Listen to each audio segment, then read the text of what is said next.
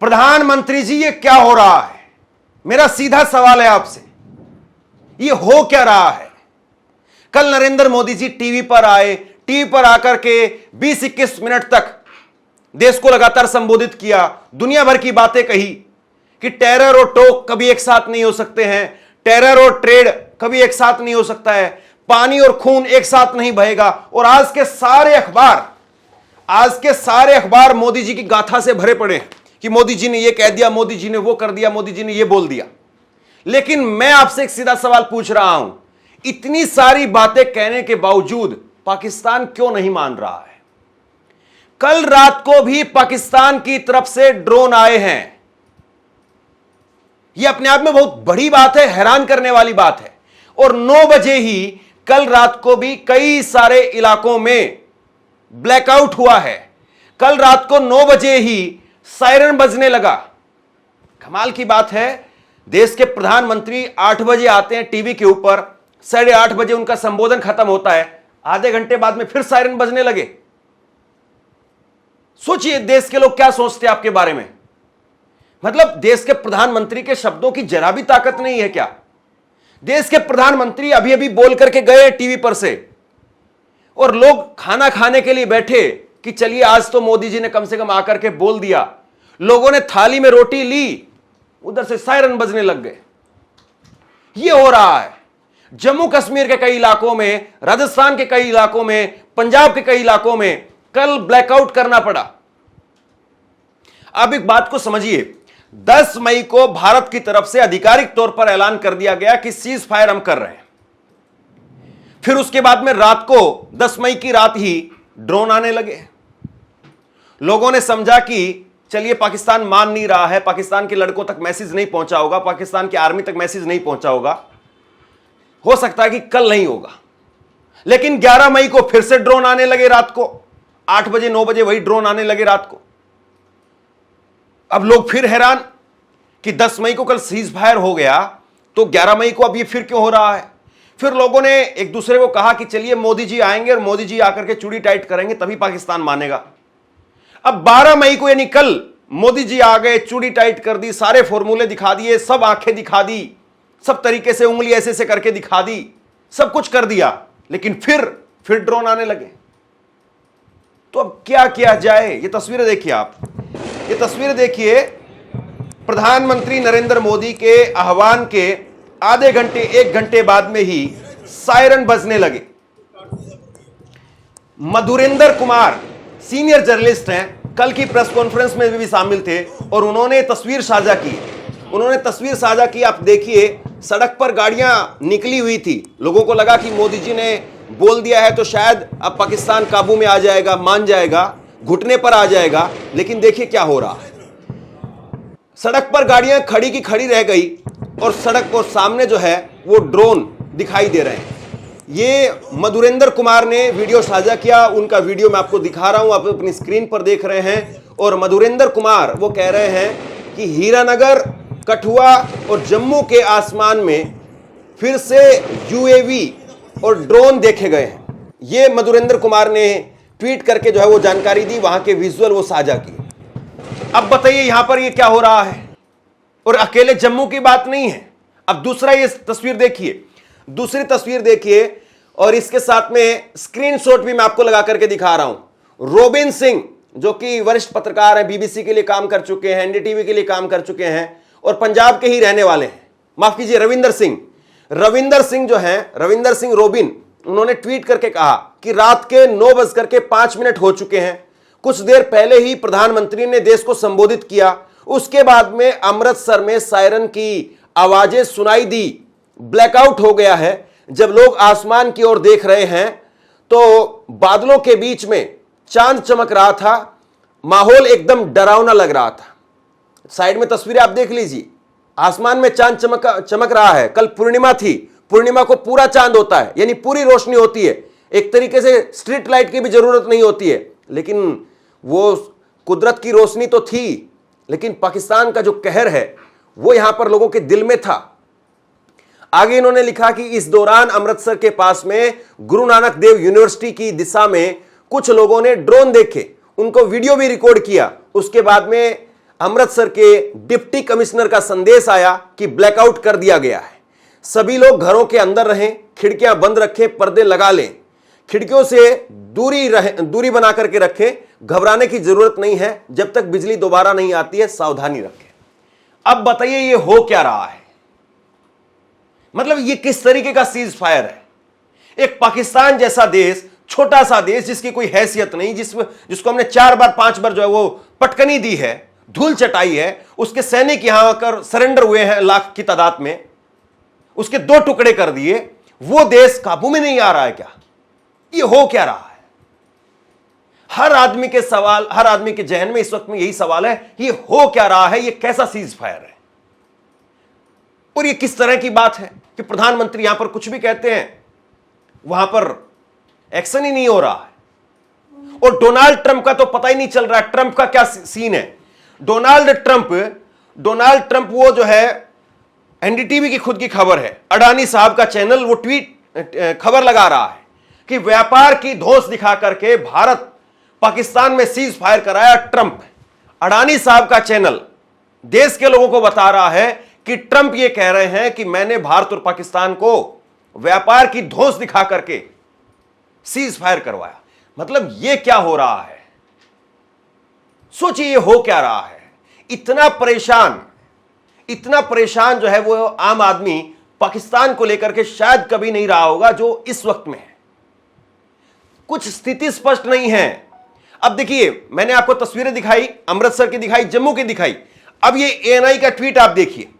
ANI का tweet निकल करके सामने आया है रात को 11:51 पर, 12 तारीख को ही, यानी प्रधानमंत्री नरेंद्र मोदी के संबोधन के 3.5-4 घंटे बाद में यह ट्वीट किया जाता है एएनआई की तरफ से। और इसमें एएनआई जानकारी दे रहा है कि नो एनिमी ड्रोन, कोई दुश्मन देश का ड्रोन नहीं देखा गया, सिचुएशन पूरी तरह से काम है, यानी शांत है और अंडर फुल कंट्रोल है, इंडियन आर्मी की तरफ से कहा गया है।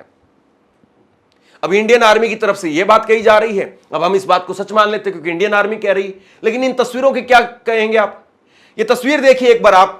ये तस्वीरें कुछ और साझा की हैं, और ये तस्वीर अखनूर की है, सांभा की है, मतलब बॉर्डर से करीब 40-50 किलोमीटर अंदर की तस्वीरें हैं। सांभा में और अखनूर में और कई अन्य जिलों में मधुरेंद्र ने एक दूसरा वीडियो साझा किया है, और इसमें वो कह रहे हैं कि सीज फायर के बावजूद पाकिस्तान लगातार ड्रोन भेज रहा है। तो पाकिस्तान के ड्रोन भेजने के मायने क्या हैं? पाकिस्तान क्यों ड्रोन भेज रहा है? और दूसरी तरफ इंडियन आर्मी की तरफ से कहा जा रहा है कि भाई सिचुएशन पूरी तरह से अंडर कंट्रोल है। अगर पूरी तरह से अंडर कंट्रोल है तो जरा यह तस्वीर आप देखिए, इसको आप क्या कहेंगे? इंडिगो की फ्लाइट कल इमरजेंसी में वो अमृतसर के अंदर लैंड करनी पड़ी। क्या यही होता है? सिचुएशन पूरी तरह से फुल कंट्रोल में, पूरी तरह से शांत हुए? क्या कभी शांत सिचुएशन में, पूरी तरह से कंट्रोल सिचुएशन में, सामान्य हालात में ऐसा हुआ है कि देर रात फ्लाइट को जो है वो अमृतसर में लैंड करवाना पड़ा? अब उस फ्लाइट के अंदर जो आदमी हैं उनके बारे में जरा सोचिए।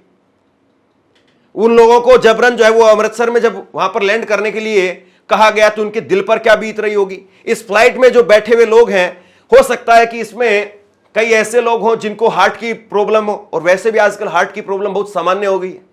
क्या होने लगेगा उनके दिल में? क्या होने लगेगा उनके परिवारों में जब उनको पता चले कि पापा तो लखनऊ आ रहे थे, पापा तो यहां जा रहे थे, पापा वहां जा रहे थे, और अब अमृतसर में लैंड करवा दी फ्लाइट। अब फिर उसके बाद में 2 घंटे फिर फोन स्विच ऑफ हो जाएगा, फिर उनको पता नहीं चलेगा क्या क्या बीतेगी उनके ऊपर। और मोदी जी क्या कह रहे थे कल? मोदी जी कह रहे थे कि पाकिस्तान ने सामने से आकर के गुहार लगाई। जरा मोदी जी की ये बात सुनिए आप, और उनके शब्दों पर, उनकी भाषा पर, उनके हाव भाव पर गौर कीजिए, और फिर पाकिस्तान का जो व्यवहार इस वक्त में हो रहा है उस पर गौर कीजिए। जब पाकिस्तान की तरफ से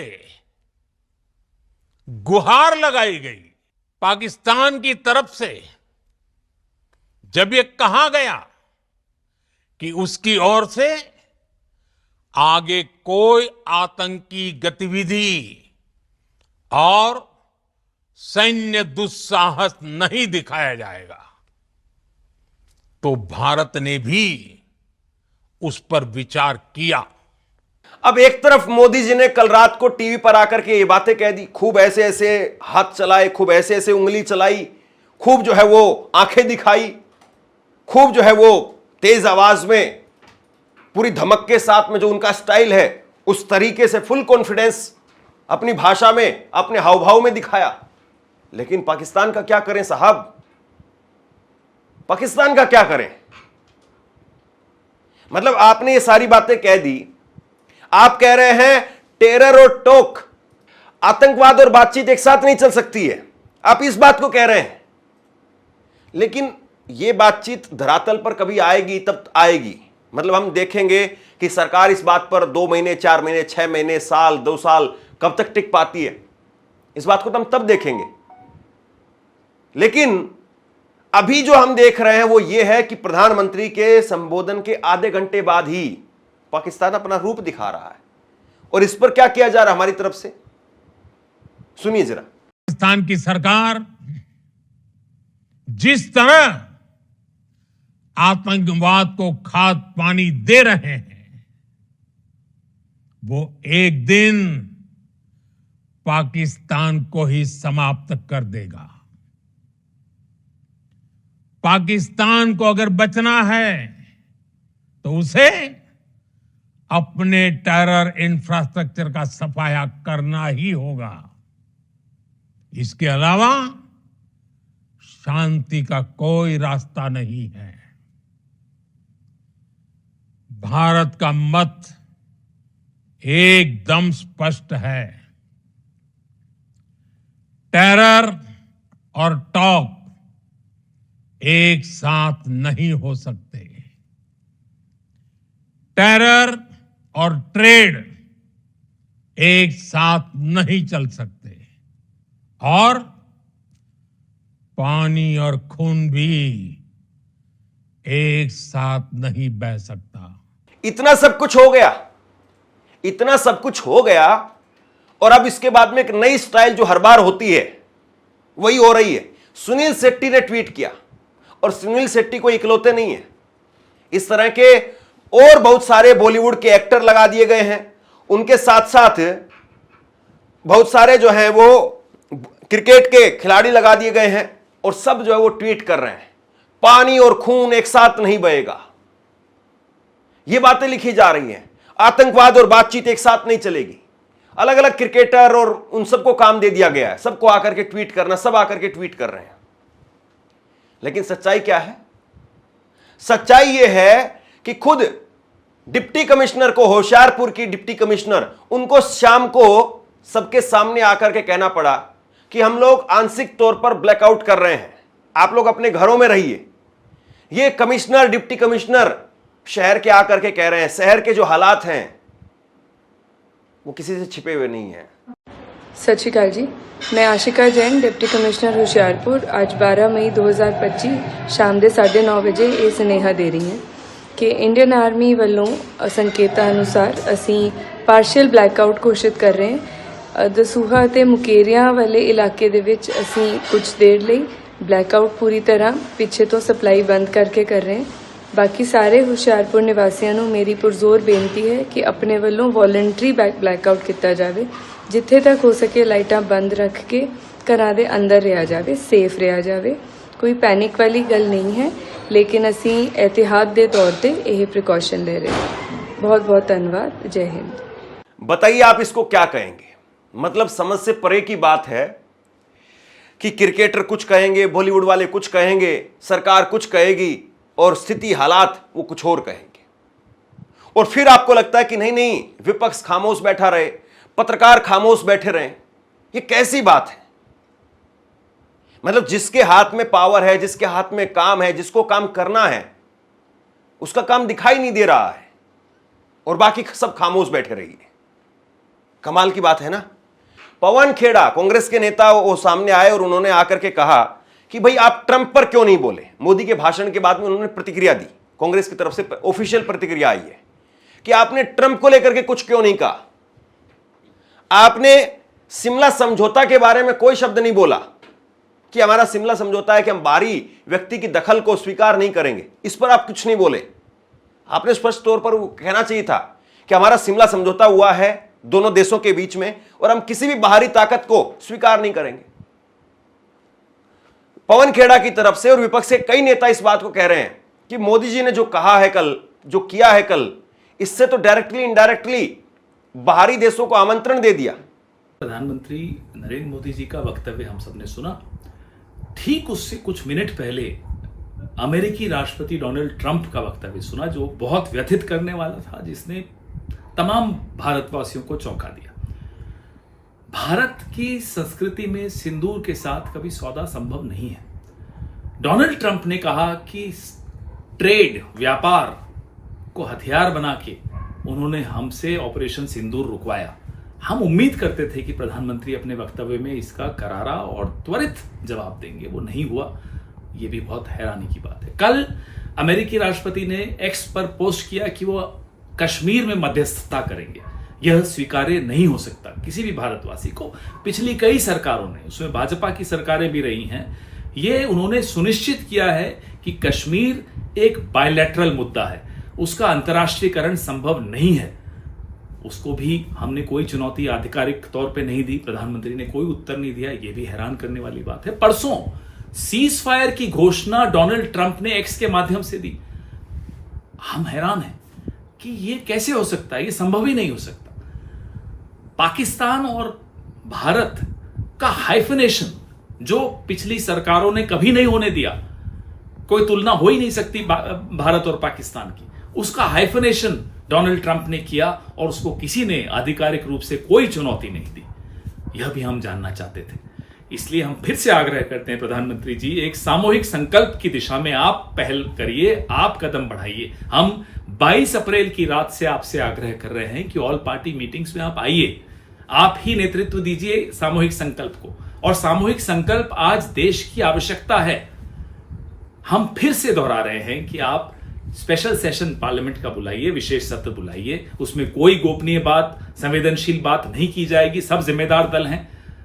आप इन तमाम राजनीतिक और सामरिक दृष्टि से जो महत्वपूर्ण मुद्दे हैं उन पे हमसे चर्चा कीजिए, ताकि विश्व से हम एक आवाज से बोल सके। ये आज की आवश्यकता है।